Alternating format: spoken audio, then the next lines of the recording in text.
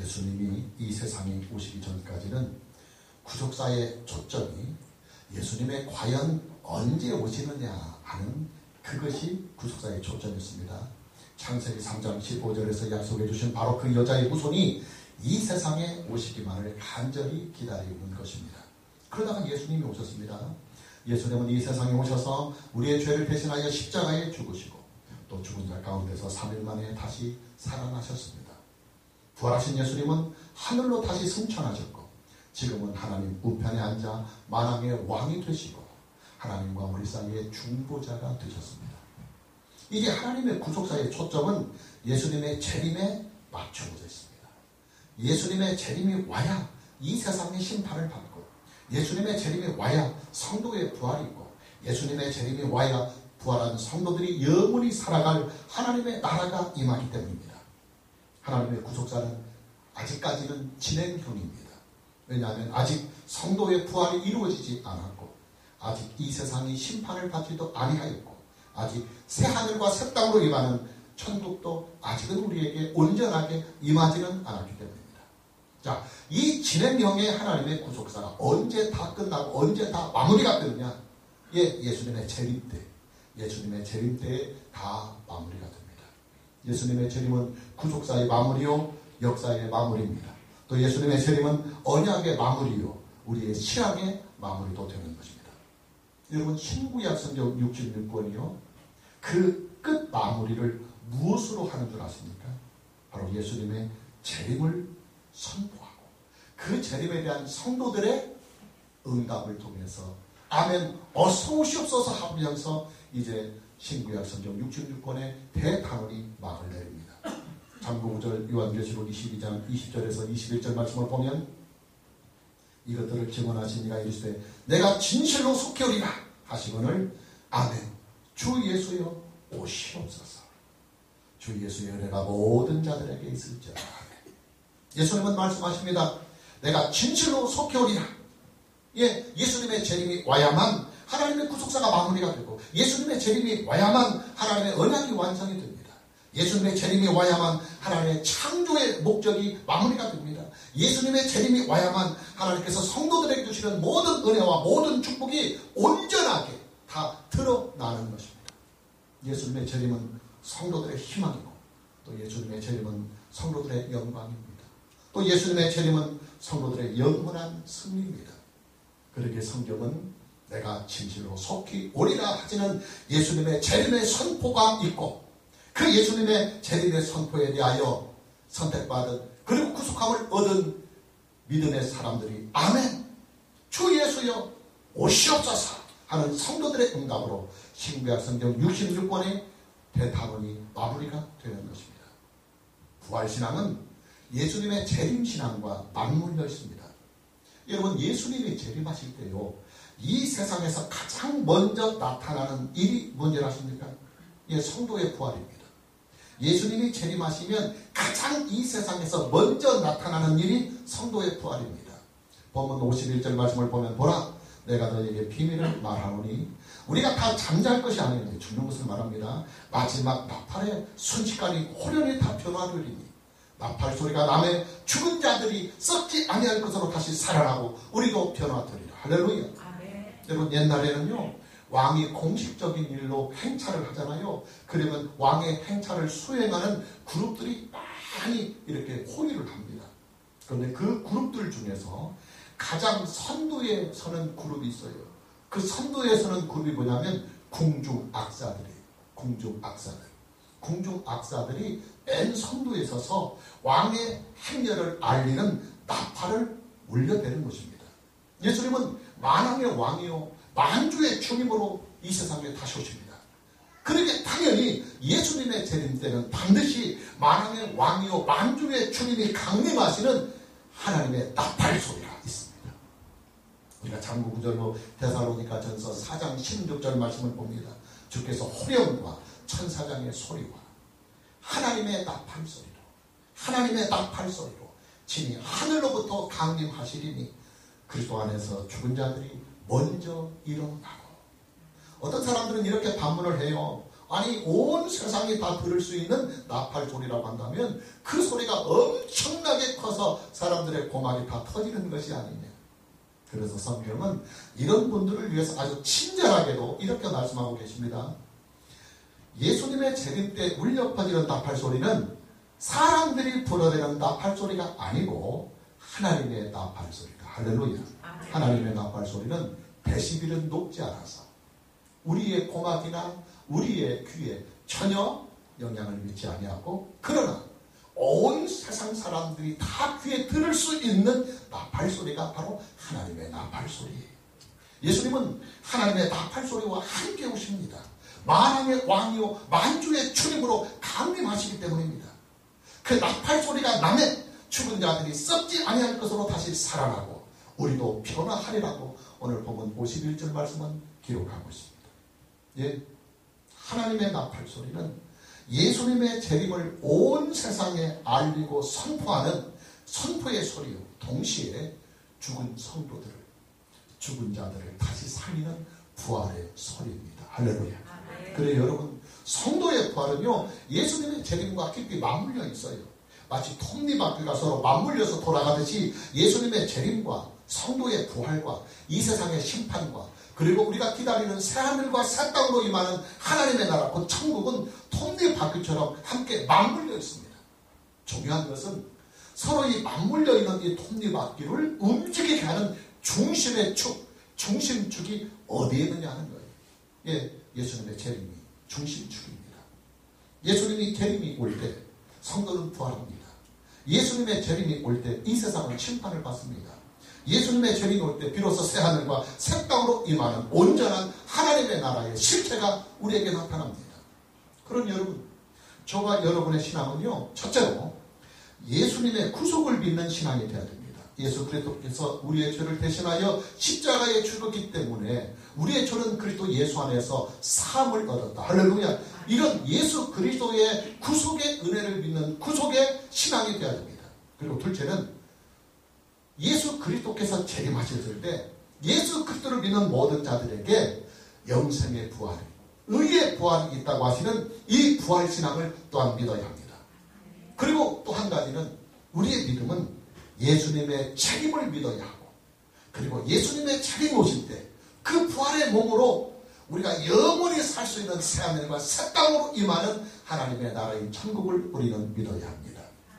오늘 저와 여러분 모두에게 예수 그리스도의 구속을 믿고 또 성도의 부활을 믿고 예수님의 재림을 믿고 또 새하늘과 새 땅으로 임하는 하나님의 나라를 믿는 그 믿음이 다시 한번 충만하기를 주님의 이름으로 축복합니다. 성도의 부활은 구원의 최종적인 단계인 영화를 이루는 사건입니다. 여러분, 성도의 부활은요 예수님의 구속의 은혜가 영혼뿐만이 아니라 육체까지도 온전하게 미치게 되는 영화의 사건입니다. 성도가 부활이 되면 성도들이 이 세상에서 살면서 고민해왔던 영과 육에 대한 이 갈등이 완전히 사라집니다. 왜냐하면 영과 육이 함께 구속의 은혜를 받기 때문입니다. 영과 육이 함께 예수 그리스도와 연합이 되기 때문입니다. 여러분, 지금 저와 여러분은요 영과 육의 조화가 잘 안 돼요. 그래서 우리가 영혼은 구원받았지만 이 육신은 아직 주의 본성이 남아있어요. 그래서 영의 소욕은 믿음으로 살고 싶고 하나님의 말씀에 순종하고 싶고 거룩하게 살고 싶고 하나님께 영광을 돌리는 중심으로 살고 싶은 간절한 마음이 우리의 영혼 속에 있지만은 타락한 본성을 그대로 가지고 있는 우리의 육신이 그 영과 조그만 충돌이 일으켜서 자칫 방심하거나 또 우리가 시험에 빠지거나 우리의 믿음이 연약할 때는 영의 소욕보다는 영의 욕구보다는 육신의 욕구를 따라가지고 때로는 범죄하기도 하고 때로는 곁길로 가기도 하는 것입니다.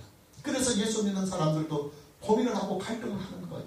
내가 적어도 구원받고 하나님의 자녀가 되었으면 이 세상에서 사는 동안 바르게 좀 살고 올바르게 좀 살고 하나님께 영광을 돌리며 살아야 되지, 왜 이렇게 옛날에 믿지 않았던 이런 습관들과 잘못들이 반복하며 없어지지 않을까 하며 우리는 괴로워하고 갈등하는 것인데, 그런데 그 갈등이 당연합니다.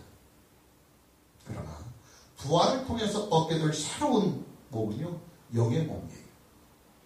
영과 몸이 따로따로 노는 것이 아니라 영과 육체가 완벽하게 하나가 된 몸이 바로 부활체입니다. 그러니 그 그 몸은 영육 간에 갈등이 없고 영육 간에 트러블이 전혀 없는 것입니다. 오늘 본문 44절 말씀을 보면 육의 몸으로 심고 신령한 몸으로 다시 살아나나니 육의 몸이 있은즉 또 영의 몸도 있느니라.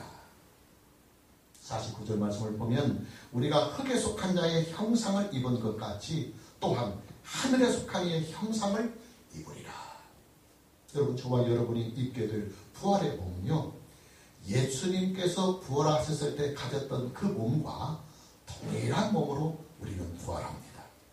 그리고 동시에 예수님이 재림하실 때 가지고 계시는 그 몸 그대로 우리는 부활합니다. 왜냐하면 예수님은 부활하신 그 몸 그대로 승천하셨습니다. 그리고 예수님은 부활하신 그 몸 그대로 지금 하나님 보좌 우편에 앉아 계십니다. 예수님은 부활하신 그 몸 그대로 다시 재림하십니다. 예수님의 부활의 몸은요, 시간과 공간을 영원히 초월하는 것입니다. 여러분, 예수님의 부활은요, 지금부터 약 2000년 전에 있었던 사건입니다. 그리고 뿐만 아니라 앞으로 예수님의 재림 때까지는 또 얼마만큼의 시간이 흐를지 모릅니다. 이미 2000년이 지났고 또 앞으로 예수님의 재림 때까지 또 얼마만큼의 시간이 흐를지 모릅니다. 그런데 여러분, 예수님이 재림하실 때는요, 예수님께서 부활하셨을 때 가지고 있었던 그 몸을 그대로 가지고 다시 재림하십니다. 예수님의 부활의 몸은요, 시간을 영원히 초월합니다. 시간의 영향을 전혀 받지 않습니다. 영원히 부활한 그 몸 그대로 영원히 그 상태를 유지합니다.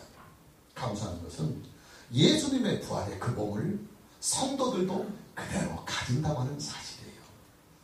성도들은 부활의 몸을 가지고 영원히 사는 것입니다. 이뿐만이 아니에요. 예수님의 부활의 몸은요, 땅에서 하늘로 승천이 가능합니다. 예수님은 부활하신 후 그 부활의 몸으로 제자들이 보는 가운데서 하늘로 승천하셨어요. 그리고 지금 하늘에 계셔요. 그 부활의 몸 그대로. 그리고 다시 하늘에서부터 다시 이 땅으로 재림이 가능한 몸입니다. 예수님의 부활의 몸은요, 시간만 영원히 초월하는 것이 아니라 공간까지도 영원히 초월합니다. 시간과 공간이 예수님의 생명과 예수님의 활동에 전혀 영향을 주지 못합니다. 여러분, 지금 저와 여러분은요, 시간과 공간에 제약을 받습니다. 그래서 시간이 지나면 늙고, 시간이 지나면 병들고, 시간이 더 많이 지나면 결국은 죽게 되는 거예요. 그러나 저와 여러분이 다시 얻게 될 이 부활의 몸은 시간이 아무리 흘러도 언제나 항상 그대로의 몸입니다. 예수님의 부활의 몸과 동일한 영적인 몸이기 때문입니다. 이뿐만이 아니에요. 우리가 얻게 될 부활의 몸은 공간까지도 초월할 수 있어요. 그렇기 때문에 예수님이 재림하실 때 부활한 성도들이 공중에서 예수님을 영접할 수가 있는 거예요. 여러분, 그렇잖아요. 지금 저와 여러분은요, 이 몸으로 지상에서 1m를 점프하기도 힘듭니다.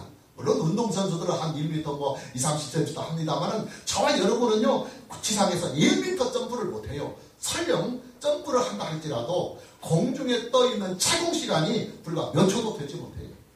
그러나 부활의 몸은 달라요. 부활의 몸은요, 공중에서 오랜 시간을 머무를 수가 있어요. 그러니까 공중에서 재림하시는 예수님을 공중에서 맞이하는 거예요. 이것이 바로 요한계시록 19장에서 말하는 어린 양의 혼인잔치입니다. 여러분, 저와 여러분은요, 이런 부활의 몸이 우리를 기다리고 있다고 하는 이 사실에 대하여 정말로 하나님께 감사해야 합니다. 그리고 우리의 이런 영원한 미래에 대하여 큰 소망을 가지고, 큰 기쁨을 가지고 여러분의 인생을 희망 있게 살아야 합니다. 오늘 저와 여러분 모두에게 부활의 믿음과 이 부활의 소망이 더욱 충만하기를 주님의 이름으로 축복합니다. 부활의 몸은 완전하고도 영원한 몸입니다. 본문 48절에서 49절 말씀을 보면 무릇 흙에 속한 자들은 저 흙에 속한 자와 같고 무릇 하늘에 속한 자들은 저 하늘에 속한 자와 같으니 우리가 흙에 속한 자의 형상을 입은 것 같이 또한 하늘에 속한 이의 형상을 입으리라 그랬습니다. 이 말씀을 보면 흙에 속한 자와 하늘에 속한 이가 나옵니다. 흙에 속한 자는 흙으로 지음을 받은 아담을 말하는 것이고 하늘에 속한 이는 부활의 몸을 가지고 계시는 예수님을 말씀하시는 것입니다. 아담의 몸은 흙에서 지음을 받았기 때문에 다시 흙으로 돌아갑니다. 뿐만 아니라 아담의 몸은 흙으로 지음을 받았기 때문에 시험을 받을 수 있는 가능성이 있었어요. 그리고 그 시험으로 인하여 죄를 지을 수 있는 가능성도 있습니다. 그리고 일단 죄를 지어버리면 곧바로 그 몸은 치명타를 입게 됩니다. 그 치명타가 뭐냐면 늙고 병들고 마침내 죽는 것입니다. 여러분 지금 저와 여러분이 가지고 있는 이 육신, 이 몸은요 아담으로부터 물려받은 아담의 몸입니다. 그러니 당연히 흙으로 지음을 받은 몸이기 때문에 우리는 다시 흙으로 돌아가는 것입니다. 그리고 아담이 지은 죄를 그대로 우리는 가지고 있기 때문에 죄를 짓고 있는, 그리고 죄의 결과로는 치명타를 우리는 이 육신이 그대로 받고 있어요. 그래서 늙고 병들고 그리고 시간이 지나면 죽는 거예요. 아담의 몸이 가지고 있는 가장 큰 한계가 있어요. 저와 여러분이 가지고 있는 이 육신의 몸의 한계가. 그게 뭐냐면 아담의 몸은 생명을 공급받아야, 생명을 부여받아야만 그 생명을 유지할 수 있다는 한계예요. 본문 45절 말씀을 보면 기록된 바 첫 사람 아담은 생명이 되었다. 그의 생기를 불어넣으시니 생명이 되었다고 말하잖아요. 지금 그 말씀입니다. 첫사람 아담은 생명이 되었다 함과 같이 마지막 아담은, 예수님을 말하는 겁니다. 마지막 아담은 살려주는 영이 되었다. 여기서 생명이 되었다고 하는 말은 생명을 부여받은 존재가 되었다 그 말이에요. 하나님은 스스로 존재하십니다. 그러나 지금 우리는 스스로 존재할 수 없어요. 하나님이 생명을 주셔야만 존재할 수 있고 그 생명을 계속 공급해 주셔야만 죽지 않고 영원히 살아갈 수 있는 것. 이것이 아담의 몸의 가장 큰 한계입니다. 여러분 흙으로 만든 아담의 몸에 생명을 부여하시는 분이 누구십니까? 예, 하나님 한 분이십니다.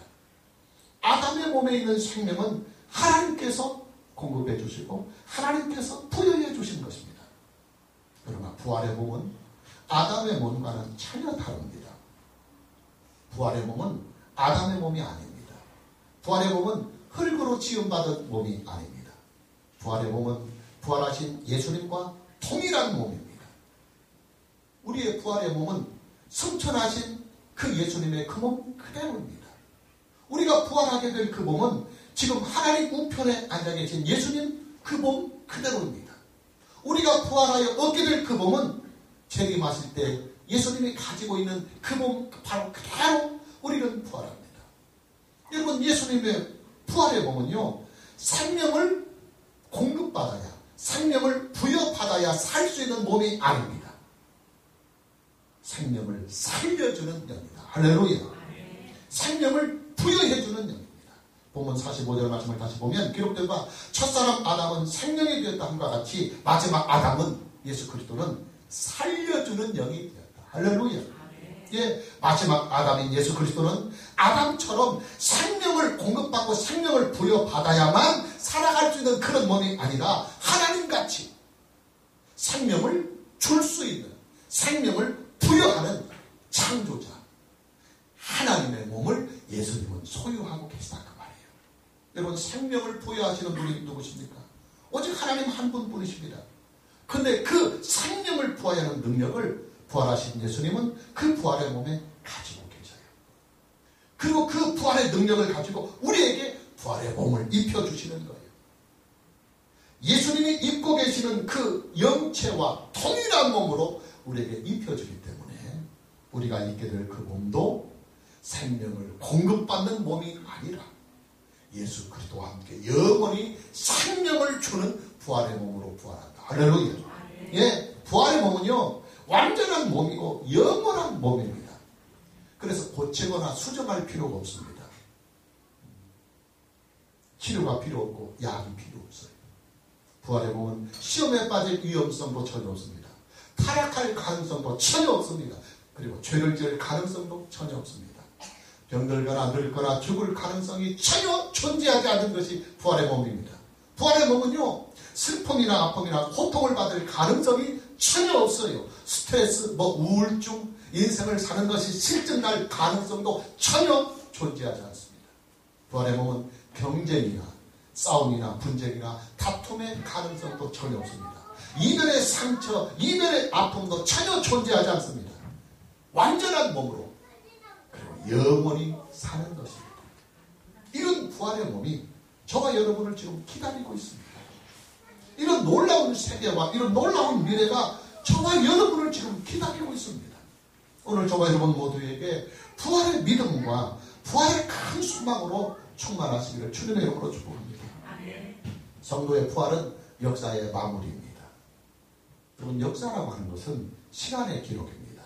시간 속에 존재하는 사람들이 어떻게 살아가는지 그 사람들의 살아가는 발자취를 시간 속에서 기록하고 시간 속에서 나타내는 것이 역사입니다.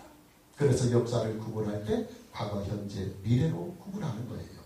과거나 현재나 미래는 다 시간적인 개념입니다. 지금 우리는 시간 속에서 존재해요. 그러니 당연히 역사 속에서 존재합니다. 그래서 우리의 인생에는 과거가 있고 현재가 있고 미래가 있고 나이가 있어요. 시간의 지배를 받으니까. 그러나 부활의 몸은 전혀 다릅니다. 여러분, 부활의 몸은요, 시간이라는 개념이 사라집니다. 시간을 초월합니다. 시간 자체가 존재하지 않아요. 시간 자체가 없으니까 당연히 역사도 존재하지 않습니다. 존재하는 것은 오직 영원 세계다. 할렐루야. 오직 영원을 누리며 오직 완전함을 누리는 것이 부활의 몸이고 그 부활의 몸을 통해서 우리가 살게 될 바로 하나님의 나라의 것입니다. 여러분, 하나님은요, 좀 집중하셔야 됩니다. 하나님은요, 삼위일체로 존재하십니다. 그런데 그 삼위일체는 아버지와 아들과 성령으로 존재하시는데 성자 하나님, 즉 아들은 아버지께로부터 나왔고, 이 부분이 중요합니다. 그리고 성령 하나님은 아버지와 아들로부터, 성부 하나님, 성자 하나님께로부터 성령은 나오셨어요. 그런데 여러분, 삼위일체 하나님의 세계는 시간이 존재하지 않아요. 그리고 역사가 존재하지 않아요. 만일 삼위 하나님만 해도 성부, 성자, 성령님의 이 관계에서 만일 시간이 존재하였고 역사가 존재하였다고 한다면 성부, 성자, 성령 하나님은 삼위일체가 될 수 없어요. 왜냐하면 시간 속에서 아버지가 먼저 계셨고 그 다음에 아들은 아버지께로부터 나왔기 때문에 시간이 존재한다고 한다면 아들은 아버지보다 늦게 나오는 거예요. 그리고 성령은 아버지와 아들보다도 더 늦게 나오는 거예요. 이런 형태가 되고 마는 거예요. 이렇게 되면 엄청난 이단이 됩니다. 이것은 이단 정도가 아니라 하나님의 신성 그 자체를 파괴해버리는 엄청난 죄를 짓는 것입니다. 여러분, 삼위일체 가면은요, 분명히 성자 하나님은 성부 하나님에게서 나온 것이 맞아요. 그리고 성령 하나님은 성부 하나님과 성자 하나님께로부터 나온 것이 맞아요. 그러나 삼위일체 하나님은 영원 전부터 존재하시는 분이십니다. 할렐루야. 시간과 역사가 존재하지 않았던, 시간도 없고 역사가 없었던 영원 세계 그 이전부터 존재하시는 분이 바로 삼위일체 하나님이십니다. 삼위 하나님은 시간적으로 먼저 계시는 분이 없습니다. 영원 전부터 스스로 계셨고 그리고 영원 전부터 함께 계십니다. 그래서 삼위일체가 되는 거예요. 성부와 성자와 성령 하나님은 동등하신 하나님이 되시는 거예요. 시간적으로 먼저 나시고 나중에 나지 않고 또 역사적으로 먼저 계시고 나중에 계신 분이 아니라 비록 성자는 성부에게서 나오고 성령은 성부와 성자에게서 나왔다 할지라도 시간과 역사가 존재하지 않던 영원전에 계신 분이기 때문에 성부, 성자, 성령 하나님은 동등하신 하나님, 한 하나님이시다. 할렐루야. 자, 그런데요, 저와 여러분이 앞으로 입게 될 이 부활의 몸은요, 바로 이렇게 시간과 역사가 존재하지 않는 영원 세계에서 살게 될 몸이에요. 나이가 존재하지 아니하는 몸, 나이가 존재하지 아니하는 나라. 왜냐하면 시간이 존재한다면 나이가 존재해요. 그런데 영원 세계라고 하는 것은 시간이 존재하지 않기 때문에 나이가 존재하지 않아요. 그래서 천수도 없는 거예요. 그리고 역사가 없기 때문에 기록도 필요 없고 내 인생이 어떻게 살았느냐는 평가 자체도 필요하지 않아요. 여러분 우리는요 지금 평가 때문에 괴롭습니다. 과연 내 삶이 잘 살고 있는지 못 살고 있는지 남들이 내 삶에 대해서 어떻게 평가하는지 또 하나님께서 나에 대해서 어떻게 평가하는지 왜냐하면 우리는 아직 부족하기 때문에 죄를 지을 수도 있는 가능성이 있고 실수하고 잘못하고 넘어지고 부족한 것들이 많기 때문에 자칫하면 잘못된 평가를 받고 조금 잘한다 할지라도 그렇게 좋은 평가는 받지 못해요. 그러나 부활의 몸은 완전체입니다. 그리고 영원체입니다. 그렇기 때문에 평가가 필요 없어요. 완전히 의롭고 완전히 선하고 그리고 타락할 위험성, 죄를 지을 수 있는 가능성이 전혀 배제된 완전한 영적인 몸이고 예수 그리스도와 동일한 몸이기 때문에 여러분 부활하신 예수님이 죄를 지을 수 없잖아요. 부활하신 예수는 영원하고도 완전하신 육신을 가지고 계십니다. 근데 바로 그 예수님의 가지신 그 부활의 몸을 저와 여러분도 동일하게 갖는 부활의 몸이 앞으로 우리를 기다리고 있다. 할렐루야. 본문 50절에 보면 형제들아 내가 이것을 말하노니 혈과 육은 하나님의 나라를 이어받을 수 없고 또한 썩는 것은 썩지 아니할 것을 유업으로 받지 못하느니라. 지금 이 육신으로는 그 영원한 세계에 감히 참여하지 못한다. 그래서 그 영원한 시간과 역사도 존재하지 않는 완전하고 영원한 세계에 들어가기 위해서는 너희들의 이 육신은 한번 죽어야 하고 신령한 몸으로 예수 그리스도의 부활의 몸과 동일한 영원한 나라에서 살게 될 합당한 몸으로 다시 너희들을 만들기 위해서 너희들에게 한 번 육신의 죽음이 있는 것이고 그러나 그것이 너희들의 인생의 끝이 아니고 예수님의 재림 때 너희들의 몸은 다시 예수님처럼 영생하는 부활이 되어서 영원 세계에서 살게 된다. 할렐루야. 오늘 저와 여러분 모두에게 영원한 천국에 대한 소망이 더욱 충만하시기를 주님의 이름으로 축복합니다. 자, 마무리합니다. 부활은 우리의 믿음이고 또 우리의 소망이며 우리의 영광입니다. 우리의 신앙은 반드시 부활의 신앙이 되어야만 합니다. 우리의 믿음이 부활의 믿음이 아니고 현실 속에서만 축복을 누리려고 하는 이 세상을 살면서 그냥 나 잘 살고 우리 자손도 잘 살고 우리 가정 축복받는 이런 현세의 축복으로만 머물고 있다고 한다면 이것이 바로 기복신앙입니다. 그리고 물질주의 신앙이고 세속적인 신앙이 되는 것입니다. 또한 우리의 믿음은 재림신앙이 되어야 돼요. 예수님이 재림이 있어야만 성도의 부활이고 예수님의 재림이 있어야만 이 세상이 심판을 받고 예수님의 재림이 있어야만 우리가 부활의 그 몸으로 새하늘과 새 땅으로 임하는 영원한 하나님의 나라에서 살 수 있기 때문입니다. 할렐루야. 오늘 2018년에 부활절기를 맞이해서 저와 여러분의 신앙이 예수님의 재림과 또 성도의 부활과 새하늘과 새 땅으로 임하는 영원한 하나님의 나라를 소망하고 믿는 이 믿음으로 더욱 튼튼하게 세워지는 은혜가 있기를 주님의 이름으로 축복합니다. 할렐루야.